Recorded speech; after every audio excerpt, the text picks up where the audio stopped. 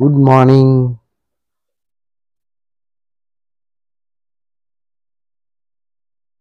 आज आपण महाराष्ट्र टाइम्स मधली एक बातमी घेऊन त्यावर चर्चा करणार आहोत. म्हणजे मी तुमच्या समोर तो एक विषय घेऊन येतोय. बातमी अशी आहे की सर्व देशांच्या आनंद उपभोगण्याच्या यादीमध्ये, म्हणजे आनंद यात्री म्हणा, आनंदी असणारे देश म्हणा, त्यात भारत 118व्या स्थानावरती. आणि पहिला देश कोण असेल तर फिनलँड. दुःखात सुखाची बाब एवढीच आहे की 126व्या स्थानावरून भारताने 118व्या स्थानावर झेप घेतली. 147 देशांचं हे पुनर्वलोकन दरवर्षी केलं जातं आणि त्याच्यात सगळ्यात हॅपीएस्ट देश निवडले जातात. आनंदी देश म्हणजे ज्या देशातले लोक आनंदी आहेत अशी. सलग 8व्यांदा फिनलँड या देशाने प्रथम क्रमांक पटकावलाय. आणि पहिल्या 20 नंबर जे आहेत क्रमांक या यादीत ते युरोपियन देश आहे. आपल्या समोर ज्या अमेरिका, ब्रिटनचं आकर्षण ठेवलं जातं ते देश त्याच्यानंतर च्या क्रमांकावर आहेत. अमेरिकेची तर घसरणच झाली आहे. 11व्या नंबरवरून थेट 24व्या नंबरवरती गेला. ब्रिटनची पण घसरण झाली, तो पण 24च्या पुढे गेला. तुम्ही म्हणाल काय आहे मग ह्याच्यामध्ये विशेष काय, म्हणजे काय म्हणायचं आहे ही बातमी सांगून मला. मी पण नेहमीप्रमाणे पेपर वाचला आणि बाजूला ठेवला होता, पण नंतर मी ते बारकाईने वाचलं की हे जे प्रथम आलेत आनंदी देश 1 ते 20, काय आहे त्यांच्याकडे? काय इन्फ्रास्ट्रक्चर चांगलं डेव्हलप आहे म्हणून खुश आहेत, की आर्थिक उत्पन्न जास्त आहेत म्हणून खुश आहे, की कायदा व्यवस्था चांगली आहे, सुव्यवस्था म्हणून खुश आहेत? नेमकं कशामुळे खुश आहेत ते?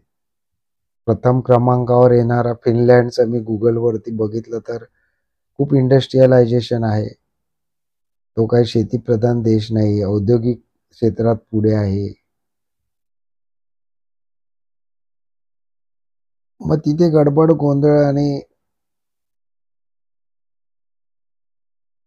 जसं आपल्याकडे आहे, आपण धावतो, आपली शहरं धावतात असं म्हटलं जातं, तसंच आहे तिथे. तरी तो नंबर 1 वरती आहे. असं तिकडे काय शेतीप्रधान आहे किंवा खूप वनसंपदा, जंगल संपत्ती.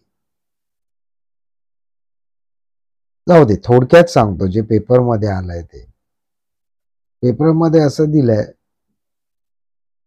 की ज्या युरोपियन कुटुंब हे जे देश आहेत त्यांच्या जे कुटुंब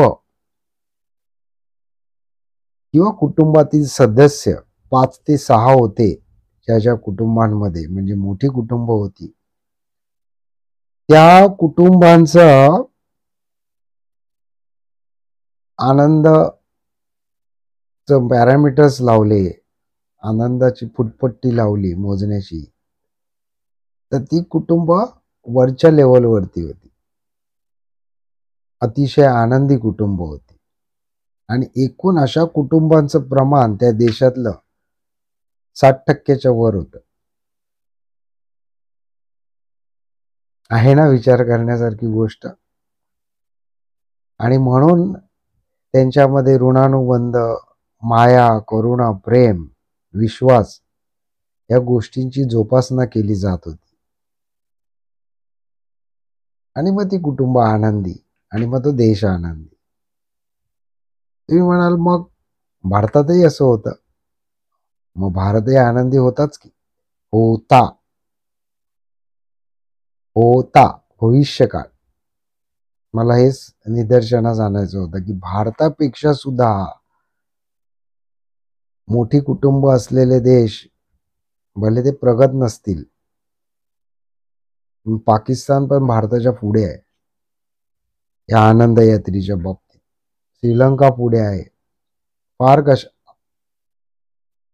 ज्या देशामध्ये रोज युद्धाचा प्रसंग, तो युक्रेन सुद्धा आनंद क्रमवारीमध्ये, हॅपीनेसच्या क्रमवारीमध्ये पुढे आहे. नेपाळ तो पुढे आहे. आणि चायना तर आपल्यापेक्षा 50% पुढे आहे. म्हणजे आपला क्रमांक 118 जर आहे, तर त्यांचा साधारण 68 आहे. पाकिस्तान 109 आणि भारत 118. नेपाळ तर 92 वर आहे. म्हणजे हे जे आजकाल आपण पॅरामीटर्स लावलेत की भौतिक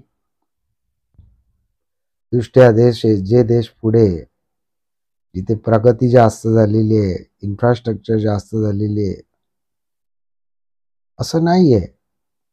हे पॅरामीटर्स काय दाखवत आहेत की ज्यांची कुटुंब मजबूत आहेत, ज्यांच्या कुटुंबामध्ये जास्त सदस्य आहेत, आनंदाच्या पॅरामीटरमध्ये, हॅपीनेसच्या पॅरामीटरमध्ये ते देश पुढे आहेत.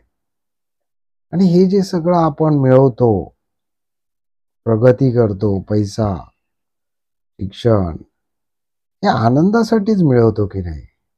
आणि तोच जर मिळत नसेल तर विचार करण्यासारखी गोष्ट आहे की आज भारत कुठच्या दिशेने चाललाय.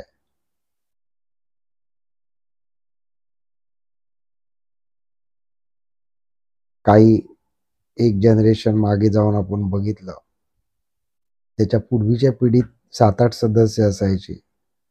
आजी, आजोबा, काका, चुलते. त्याच्यानंतरचं एक कुटुंब चौकोनी आलं. आजी, आजोबा आणि आई, बाबा आणि भावंड. त्याच्यानंतरचं जनरेशन आलं आई, बाबा आणि फक्त भावंड. आजी, आजोबा कट झाले, वृद्धाश्रमात गेले. आणि आता तर आलंय, म्हणजे आता यायच्या पूर्वी आणखीन एक जनरेशन आलं, हम दो हमारे दो. तेही जाऊन भारतामध्ये भारत डिंक फॅमिलीच्या दिशेने वाटचाल करत आहे. तुम्ही म्हणाल काय आहे डिंक? डिंक फॅमिली म्हणजे नवरा बायको दोघेही कामावर जाणारे आणि मुलं नाहीत. Double income, no child. का तर म्हणे आमचा आनंद आम्हाला उपभोगता येत नाही.